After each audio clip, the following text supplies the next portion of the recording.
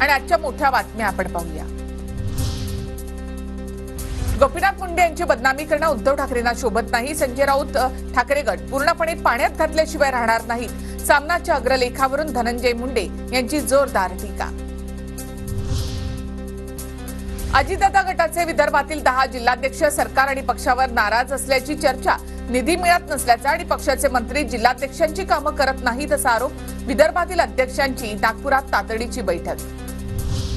कृषी मंत्री बीडच्या सांस्कृतिक कार्यक्रमात मग्न। त्यांना शेतकऱ्यांच्या बांधावर यायला वेळ नाही। कृषी मंत्र्यांना हे शोभतं का? संभाजीराजेंची धनंजय मुंडे यांच्यावर टीका।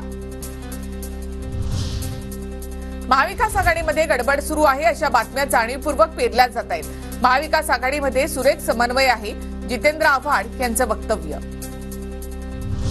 ओवेसीने केली एमआयएम कडून 5 उमेदवारांची घोषणा। मालेगावमधून मुफ्ती इस्माईल, मुंबईमधून रईस लष्करी, सोलापूरमधून फारुख साहब आणि धुळ्यामधून फारुख शहा, तर संभाजीनगरमधून इम्तियाज जलील यांना उमेदवारी। परळी विधानसभा मतदारसंघावर काँग्रेसचा दावा। जिल्हाध्यक्ष राजेसाहेब देशमुख लढवणार विधानसभा निवडणूक। राजेसाहेब देशमुखांची माहिती, तर कृषी मंत्री धनंजय मुंडे कादर खानचा रोल करतात। देशमुखांची मुंडेंवर टीका। काही लोकांनी देवेंद्र फडणवीसांचा गैरफायदा घेऊन विश्वासघात केला। हसन मुश्रीफांची समर्जित घाटगेंवर नाव न घेता टीका। तसंच भावनेच्या भरात न जाण्याचं देखील मतदारांना आवाहन केलं।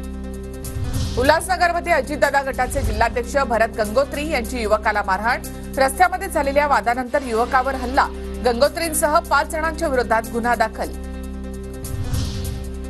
प्रतिभा धानोरकर जे काही बोलल्या ते त्यांचं वैयक्तिक मत, मी तक्रार करणार नाही, पण आमच्या कार्यकर्त्यांनी प्रदेशाध्यक्षांच्या निदर्शनास ही बाब आणून दिली। वडेट्टीवारांचं वक्तव्य।